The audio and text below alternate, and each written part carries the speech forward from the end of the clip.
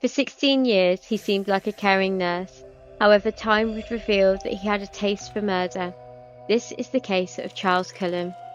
Trigger warning: animal abuse, DV, medical jargon, murder, unaliving of oneself. Welcome back, Fellowship Detectives, for the final episode of our Angels of Death month. So far, we've covered 3 murderous healthcare professionals in the UK, but today we are going to venture across the Atlantic to New Jersey and Pennsylvania as we delve into the case of Charles Cullen. So, you're going to need your passports, grab your detective hats, and let's dive right in with the background. Over to Turtle. Cullen was born on February 22nd, 1960. He was the youngest of 8 siblings. His father was a bus driver, Edmund Cullen, and his mother, Florence, was a homemaker. We can't discuss this case without looking into Cullen's tumultuous childhood. It is said that his childhood was miserable, with his first attempt on his own life being at 9 years old. He was horrendously bullied throughout school, which simply added to his misery. Throughout his youth, he lost several family members, one of which was his father, who passed away when he was an infant. He would later lose his mother in a car accident while he was in high school. 2 of his siblings also passed away not long after. For many years, Cullen cared for his brother, who unfortunately lost his battle with cancer. He dropped out of high school and enrolled in the Navy, where he rose to the ranks of petty officer. Despite this, it's said he didn't get on well with his fellow crewmen. It was a year into the job when he was discovered by his leading officer to be wearing a surgical mask and a gown rather than his traditional uniform. Following this, he was reassigned to a lower-ranking job and made yet another attempt on his life.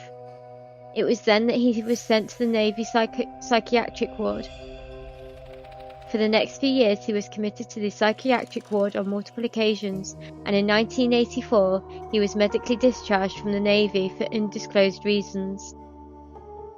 After leaving the Navy, he began attending Mountainside Hospital School of Nursing in Montclair. He would go on to graduate in 1987, get married, and have 2 daughters. 6 years later, in January of 1993, Cullen's wife, Adrienne Taube, filed for a divorce.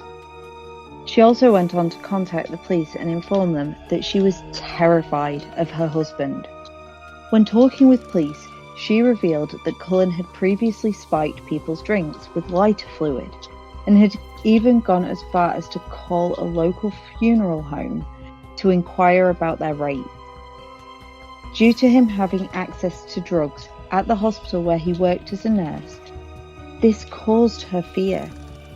She feared for her welfare and that of her 2 daughters. Further to the DV complaint filed by Adrienne, she detailed a series of incidents that had occurred in the couple's home. She described Cullen stuffing their pet ferret into a trash can, accused him of extreme cruelty to their dogs, even citing one incident in which he zipped a dog into a bowling bag. She accused him of burning one of his daughter's books in the fireplace and even dropped his daughters off with a babysitter where he left them for a week. She claimed that she was forced to get rid of the family's pets because she thought Cullen would kill them. Adrienne did say that before these peculiar incidents, Cullen hadn't ever acted in this manner. She attempted to get a restraining order against her husband, but the judge denied the request, stating that he was guilty of, quote, only odd behaviour, not threatening violence. To which I'm going to question this. Odd behaviour? I'm sorry, he had demonstrated neglectful behaviour and violence towards animals in another way of, which is just another way of threatening violence. Anyway, following his divorce, his life spiraled out of control, turning to drink in order to cope and desperately fighting for custody of his daughters, but he got nowhere. He attempted to unalive himself multiple times, with the first attempt occurring just days after his wife made the DV complaints. With mounting financial problems to add to his battles and his mental health on the decline, just 2 months after Adrienne filed for the divorce, he broke into the home of a nurse called Michelle Tomlinson. This would give Adrienne the ammunition she needed, and she would be granted a restraining order against Cullen.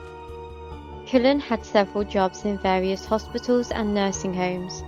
Some jobs he quit after being the subject of investigations due to allegations of misconduct, with one occasion being due to an elderly woman who had complained that he kept coming into her room and giving her injections despite not being the nurse assigned to her. He was fired from another hospital for hiding heart medications in a bin with the purpose of disposing needles. He bounced between different medical centres in New Jersey and even worked in Pennsylvania for a while after obtaining a license to practice there. Between 1998 and 2002, he did some agency work and had some full-time jobs. It's that time again where we give you last week's true crime quiz question answer. Let's find out if you got it right. As a recap, last week's question was: police interviewed the Yorkshire Ripper, Peter Sutcliffe, 9 times before his arrest following a routine traffic stop, which led to him being charged with murder. In which year? A. 1975, B. 1981, or C. 1984? The answer was B. 1981. So if you got it right, it's time to run yourself that nice hot relaxing bath, dim the lights and have a bit of TLC. You deserve it. And drop us a like so we know you got the answer right. I didn't get the answer right. When did you? No relaxing bath at TLC for me. Not this week, Turtle. Sorry, I thought it was 1984. Don't forget to stay tuned in this episode to find out this week's true crime quiz question. And hit that subscribe button and the little bell icon so you never miss an episode either. Now, back to the case with the crime. Back to you, Turtle. The first murders that Cullen would later confess to occurred at St. Barnabas. On the 11th of June 1988, he administered a lethal overdose to a patient intravenously. He would later confess to having killed several other patients at St. Barnabas. This included an AIDS patient who lost his life after Cullen administered an overdose of insulin to the patient. It would later be determined that Cullen was most likely responsible for dozens of patient deaths at the hospital, following an investigation into contaminated IV bags, which was underway when Cullen left. Following his divorce in 1993, 3 of Cullen's patients would die at Warren Hospital, Phillipsburg, New Jersey, from fatal overdoses of a drug called digoxin. There we go. Normally I'm so good with drug names. They would be Lucy McGavro, Mary Natoli, and Helen Dean. Before Helen Dean lost her life, she told her family members that a male nurse had injected her with a needle, but the pathologist would say that she died of cancer, so a proper investigation wasn't launched. Following this, Cullen resigned from the hospital. Cullen moved to Hunterdon Medical Center in Flemington, New Jersey. He would work the night shifts most often. He worked there for 3 years and claimed that he did not harm anyone during the first 2 years at Hunterdon. Unfortunately, the hospital records for that period had been destroyed at the time of his arrest in 2003. Cullen did, however, admit to murdering 5 patients between January and September 1996 with overdoses of digoxin. Digoxin? That's how I've just pronounced it, so we'll go with digoxin, and if we're wrong, we're wrong. Yeah, I can't pronounce anything tonight. As it is. February 1998, Cullen was hired by the Liberty Nursing and Rehabilitation Center in Allentown, Pennsylvania, where he staffed a ward of respiratory-dependent patients. Before he was fired, he caused a patient's death, but it was blamed on another nurse. He then was employed at Eastern Hospital from November 1998 until March 1999. It was on the fateful night of December 30th, 1998, he murdered yet another patient. A coroner's blood test showed lethal amounts of digoxin in the patient's blood, but an internal investigation was inconclusive. Cullen took a job at the burn unit of Allentown's Lehigh Valley Hospital, Cedar Crest. It was here where he murdered one patient and attempted to murder another. A month later, he voluntarily resigned and took a job working in the cardiac care unit at St. Luke's Hospital in Bethlehem, Pennsylvania. Over the 3 years working there, Cullen murdered at least 5 patients, and it's known that he attempted to kill 2 more. Cullen would bounce between jobs at various different hospitals either due to being fired or having resigned, and due to the flawed system that prevented hospitals from sharing information, no one suspected a thing. Cullen went on to make another attempt to unalive himself on multiple occasions, with one attempt being in 2000, when he took a hibachi filled with charcoal into the bathtub with him in the hopes that the carbon monoxide inhalation would end his life. However, a woman who lived in the apartment above smelled smoke and contacted the police. His weapon of choice for his crimes was generally the drug that we are struggling to pronounce this evening, digoxin. This is a drug that is routinely used to treat people with an irregular heartbeat or heart failure. Like with all drugs, it is lethal in large doses.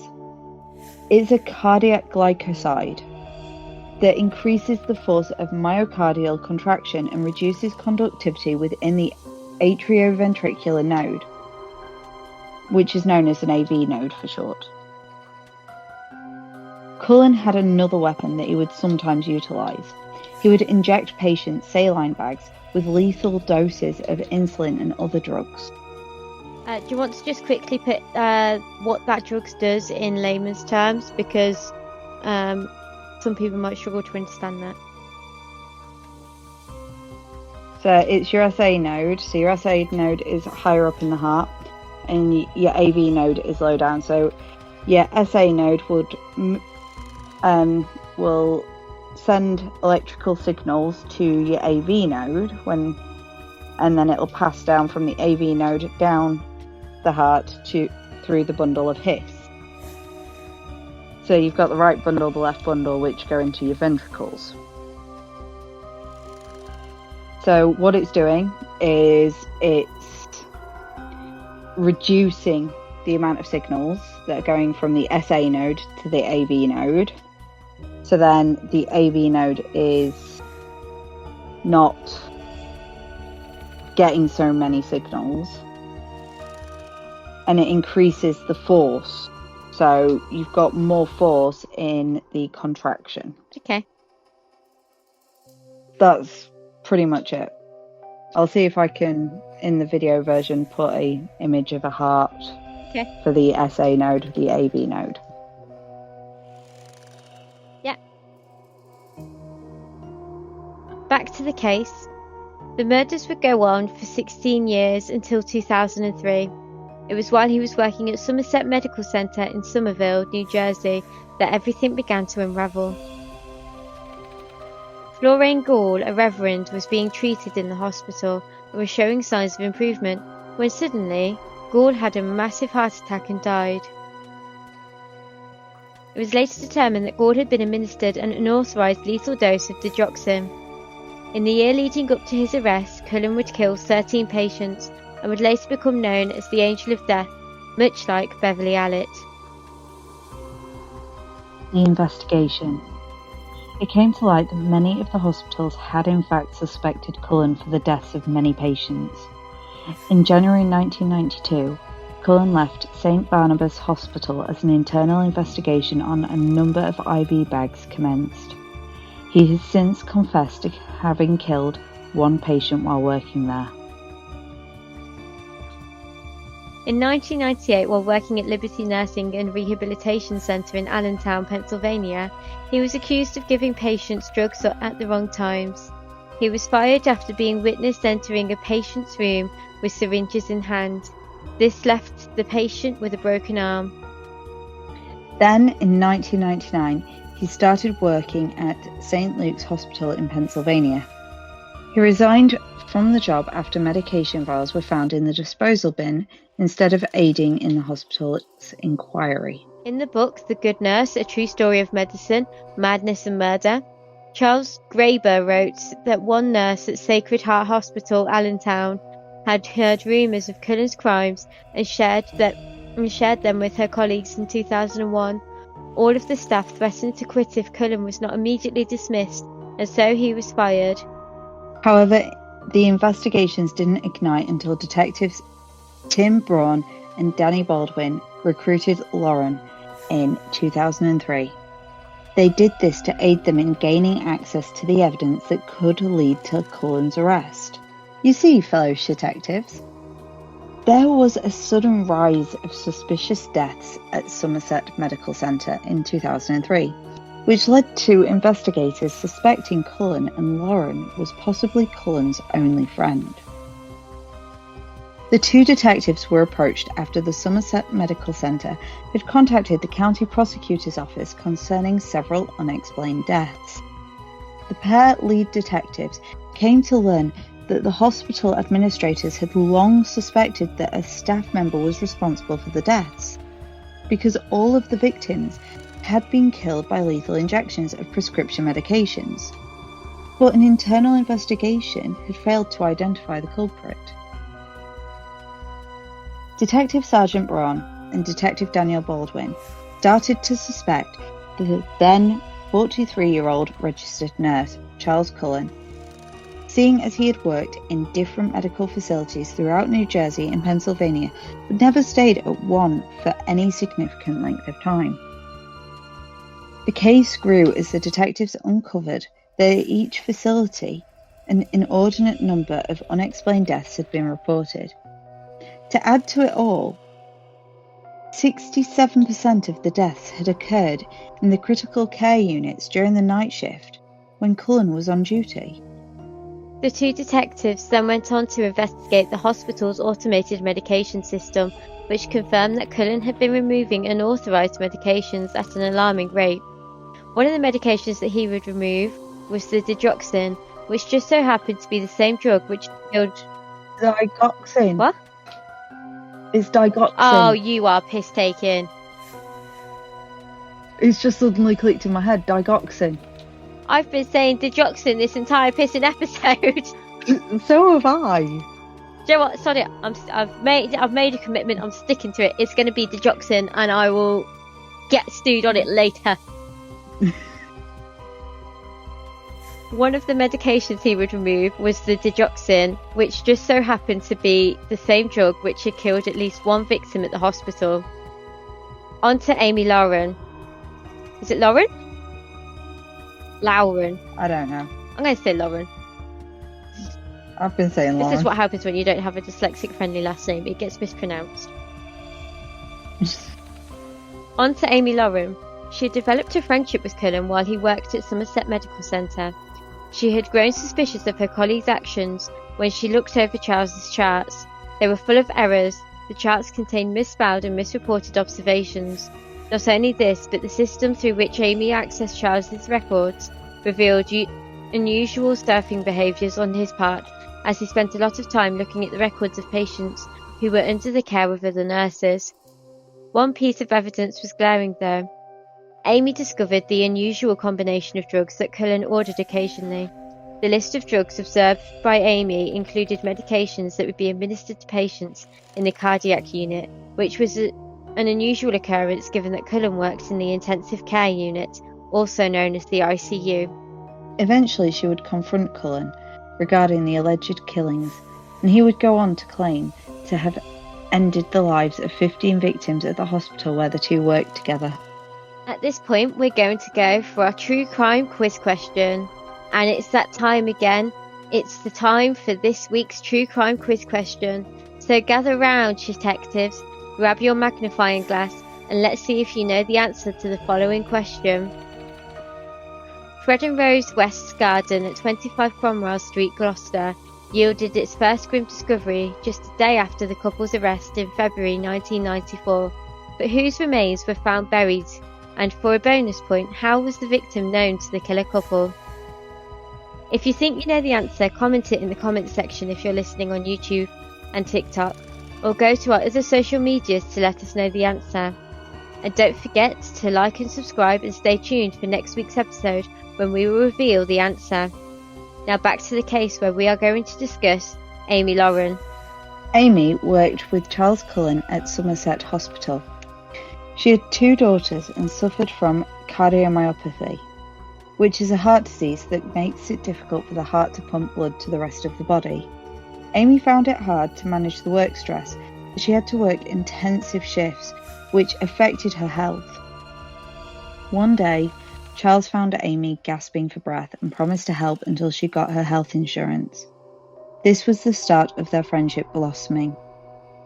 Later, in order to aid him in keeping his promise, Cullen aided Amy by stealing medicines from the med station using a hack. The fact that Charles knew how to hack the med station would later prove to be pivotal in Amy's investigation, as she knew it was possible to withdraw medications without leaving a solid trace. They became close friends, and Cullen was a confidant for Amy. She confided in him and adored him before discovering his true self. Amy now lives in Florida with her children and grandchildren, and is now pursuing a career as a Reiki master and meditation instructor. She also did get a heart transplant. Over to Turtle for the arrest and trial. On the 12th of December 2003, Cullen was arrested in a restaurant and charged with 1 murder and 1 case of attempted murder. Cullen confessed to the crimes he was charged with 2 days after his arrest. He went on to confess to detectives that he had murdered around 40 people throughout his career. However, not all of them could be verified. He confessed to having used a variety of medications to fatally overdose his patients.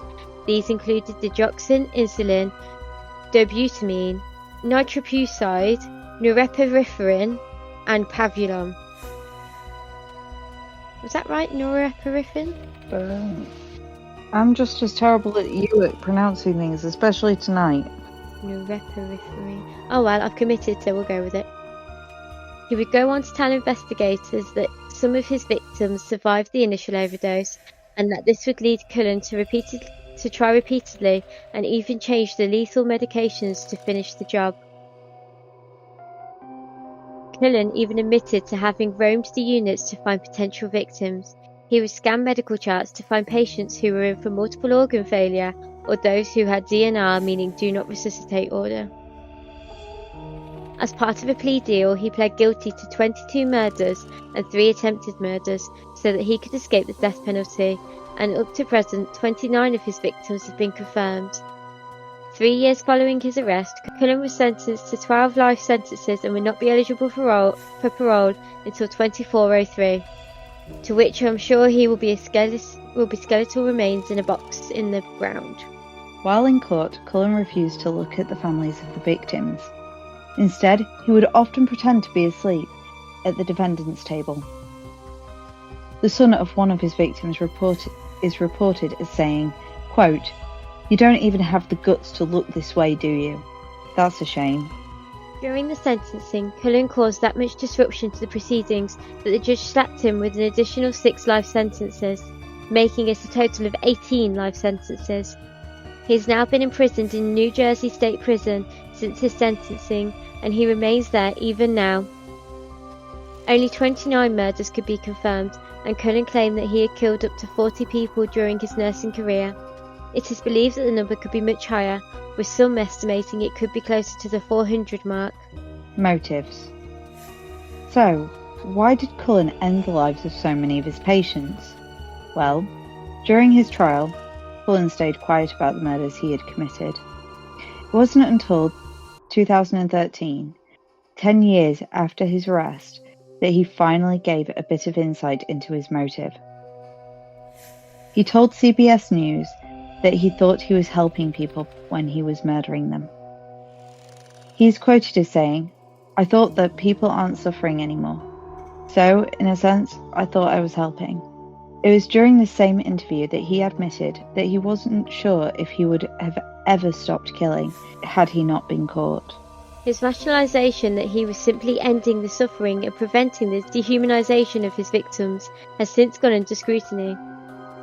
Dr. Michael Wellner, a psychiatric teacher at New York University Center, said, quote, "Mercy killing is a common defense, but that is a rationalization a person employs to convince themselves that what they're doing is the right thing." End quote. The issue with his rationalization is that not all of Cullen's victims were terminally ill.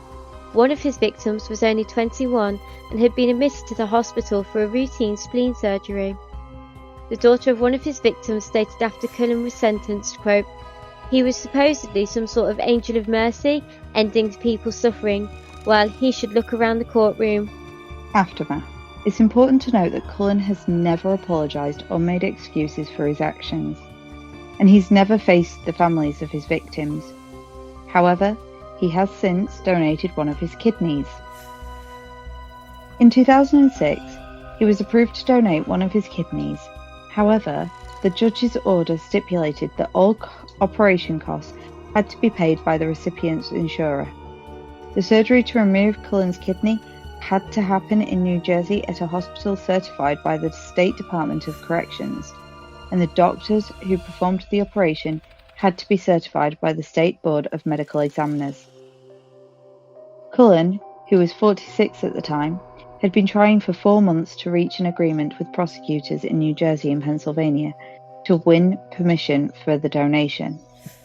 His lawyer at the time, Johnny Mask, stated to the New York Times that the requirements had made Cullen suspicious that someone in the Department of Corrections or at the Attorney General's office didn't want it to happen.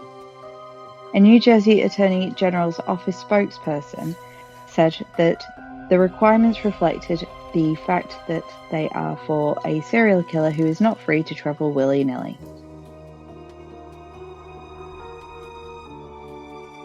Since Cullen's crimes were revealed, there has been a lot of media coverage, with the most notable being the Netflix film The Good Nurse, which dramatised the events. With the film aired, Amy Lawrence spoke to Sky News. She said that she was proud to see the film come together. However, it did act as a trigger for so much of the time that she spent with Cullen. Amy is quoted as having said, quote, "I was pretty terrified every day that I had that together. The things that they don't show in the film was that I was actually much more sick. And I was truly terrified of leaving my 2 girls behind. Watching Jessica play me, I allowed myself to feel proud of myself. My guilt about missing my friendship because he's a monster. It was triggering to watch Charlie, played by Redmayne, because Eddie truly embodies who my friend Charlie was. The way that he moves, the way that he speaks, the interactions that we have are so real. That part of it was extremely triggering, allowing myself to understand that I missed him for a while, and my guilt about actually missing my friendship, because he's a monster. But I didn't know the murderer. I only met the murderer a couple of times, and he played this part of my friend. I missed that friendship, so it was very triggering. And then it was like, let's get him." End quote. Cullen's mental health. An official psychological diagnostic was never given to Cullen. Some believe that his actions, thoughts and behaviours point to antisocial personality disorder, schizophrenia and major depressive disorder. Cullen is an exemplary example for a person experiencing antisocial personality disorder. He is said to possess superficial charm, a grandiose sense of self-worth, be a pathological liar, lack remorse, and above all else believes that it is the hospital administrators and orders' fault for not stopping him or reporting him. Since this is your area of expertise, off you go, Turtle. According to the NHS website, antisocial personality disorder is a particularly challenging type of personality disorder. It is characterised by being impulsive, irresponsible, and often criminal behaviour. Someone with this particular personality disorder will typically be manipulative, deceitful, and reckless, and they will not care for the feelings of others. Just as with other types of personality disorder, antisocial personality disorder is on a spectrum, which means it can range in severity from occasional bad behaviour to repeatedly breaking the law and committing serious crimes. Psychopaths are considered to have a severe form of antisocial personality disorder. However, another possible causation factor is the tumultuous childhood. It's a common theme among killers that they have traumatic upbringings. This could be something as simple as being abandoned by both parents, as in the case of Jeffrey Dahmer, or it could be something seemingly more benign, like an emotionally unavailable parent, such as the case with Dennis Nielsen. In Cullen's case, however, it's bound to be the traumatic case of the repeated losses throughout his early childhood and his own attempts against his own life. It's such a common occurrence that many in psychology consider it to be a big risk factor in whether a person is likely to commit a crime, but especially if they are likely to have the capacity to take a life. The other thing as well is that he was horrendously bullied in his youth. Yeah, that goes into it. There's an entire subsection of health psychology that considers your environmental factors as a whole. If you're bullied at school, if you're in a low socioeconomic background, what your upbringing was like, how consistent it was, what your diet's like, all of that, and makes it more likely to determine what behaviours and stuff you'll listen to.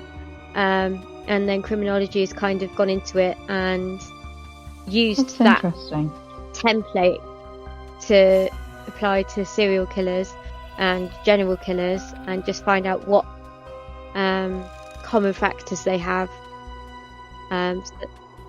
So some of the ones they've got is they tend to be horrific towards animals. They tend to have at least a chaotic childhood. They tend to be isolated and not have many peers, which means that more of their stuff is less likely to be called to account. So I think one with Jeffrey Dahmer was he didn't have anyone to tell him that the liquidizing of the animals that he was doing with his dad, that was actually a bit weird. That's really so when people would come over and he'd start talking about that, they'd reject him, but he wouldn't know why they were rejecting him because he wouldn't have that sort of social norm.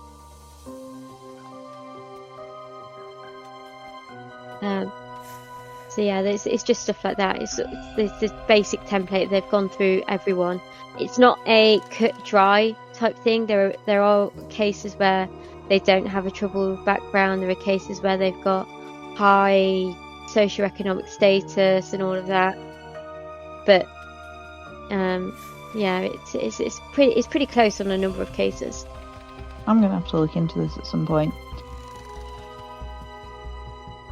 So, to conclude this chapter of the Shit Detectives Angels of Death Month, we are going to discuss human factors in healthcare. Because tragedies do happen, and it doesn't always mean that sinister motives are at play. So, what are human factors in healthcare? Delivering healthcare can place individuals, teams, and organisations under a lot of pressure. Staff have to make very difficult decisions in dynamic, often unpredictable circumstances. In these intense situations, decision-making can be compromised, and this can impact on the quality of care, clinical outcomes, and even potentially cause harm to the patient. Poor performance can also increase costs. Human factors is often referred to as ergonomics, and is an established scientific discipline used in a variety of safety-critical industries. Human factors approaches underpin current patient safety and quality improvement science, offering an integrated, evidenced, and coherent approach to patient safety, quality improvement, and clinical excellence.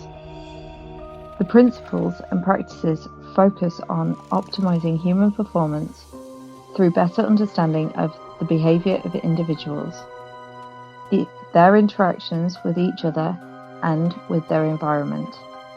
Thus, by acknowledging human limitations, Human factors provides a way to minimize and mitigate human fatalities and thus reduce medical error and its consequences. Human factors principles can be applied in the identification, assessment, and management of patient safety risks, and in the analysis of incidents to identify learning and corrective actions. Our thoughts and opinions. So I think that Charles has a hero complex fed by narcissistic personality traits and potentially some sort of PTSD. I believe that to feel safe, he needed to feel needed. He needed to feel like he was necessary. He needed to feel required. Take what he did for Amy. She relied on him. She would have protected him in workplace conflicts. If they were considering laying some people off, she would have been someone on side, someone to say, please not him, and to protect him. It could be that he wanted someone on the inside, someone who could look into it without raising suspicion, to keep an ear out for any flags and alarms being sounded so he could jump ship. But I truly believe that he has a need to feel needed. I do think that he was rational, that what he says about them being mercy killings, he believes to be true. Even though it is a rationalisation that is occurring, he truly believed he was helping those patients. Even in terms of the spleen patient, I think he rationalised it to himself as complications and this poor girl who's going to have issues with her spleen and all the things that come along with that. And I think that this is all furtherly backed up by the fact of the extremes that he went to donate the organ that he did. This is a man who needs psychological support, but deep down I think that he was actually mentally sound when he was making the decisions to take someone's life. They were too calculated, too thought through, too processed. This went on for years. He was really good at covering his tracks in the sense of protecting himself, which makes me think that he knew what he was doing. Ultimately though, my thoughts go to the families who have lost people to Cullen, knowing that he was potentially sane at the time as well. I can't imagine how horrific it is for you. I'm going to start this just by briefly discussing the conclusion of this little mini-series. Human factors do happen, and it's something that we should always take into consideration in healthcare. We shouldn't assume sinister motives behind mistakes, but we should always try to learn from the mistakes made. This is what I tried to discuss in my opinion for the Lucy Letby case, though I do feel my emotions regarding the case impeded my ability to verbalise my opinion in the way that I'd have preferred to. I do feel, to some extent, that Cullen is mentally unwell. What drives all of those we've covered in the Angels of Death mini-series probably to some degree boiled down to severe mental health issues. However, that does not and shall never excuse what they have done. They stole people's lives, and to me that is unforgivable. My heart goes out to each and every one of the victims' families, but in this case I'm especially heartbroken for Amy. Cullen was her friend, her confidant, and I think to some degree he was even loved as part of the family, and the amount of betrayal and hurt she must have felt, I could not imagine in my worst nightmares. She has talked about her guilt for missing her friendship with Cullen, and in all honesty, I don't think she should feel guilty for missing it. Yes, he turned out to be a monster, but how was she to know that when she developed the friendship and bond they shared? She wasn't, and to miss that friendship and that bond, in my opinion, is completely and utterly understandable. If I were her, I would miss it too.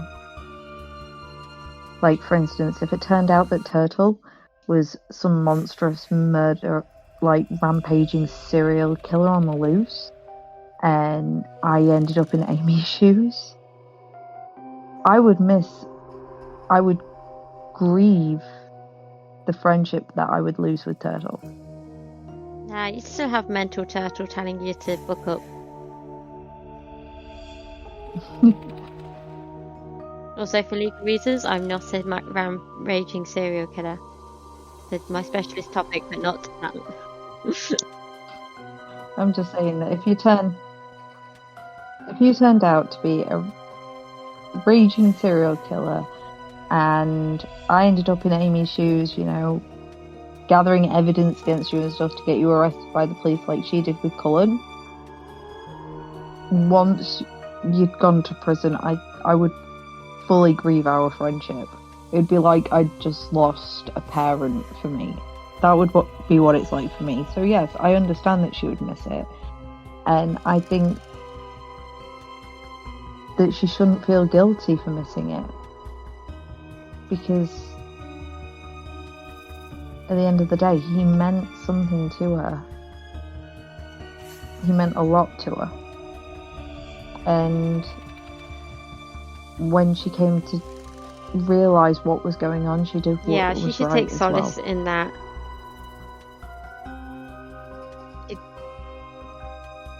How was she to know that he was a monster? How was she to know that he was killing people? She wasn't. So she shouldn't feel guilty for that. The Cullen that she knew was not the monster. It's almost like a Jekyll and Hyde situation? Yeah, the Cullen that she knew was the one who was willing to bend the rules, not completely ignore the rules. Ignore the rules, I think, is a bit of an understatement. He destroyed the rules with a jackhammer. Yeah, you know, he broke his oath. He's an oath breaker. But again, rationalization could take play in him getting her the meds, because it's okay to take the meds because she needs them. Yeah. Well, that's a wrap for this episode. If you liked this episode, please give us a like, comment and subscribe. If you're joining us on YouTube, and if you're joining us on another platform, give us a rating and a follow. It all helps with boosting us in the algorithm, and we appreciate every bit of support we get from all of you. Please don't forget to join us on our other social media platforms such as Facebook, TikTok, Instagram and Threads. And we hope to see you again next week. Bye. Bye.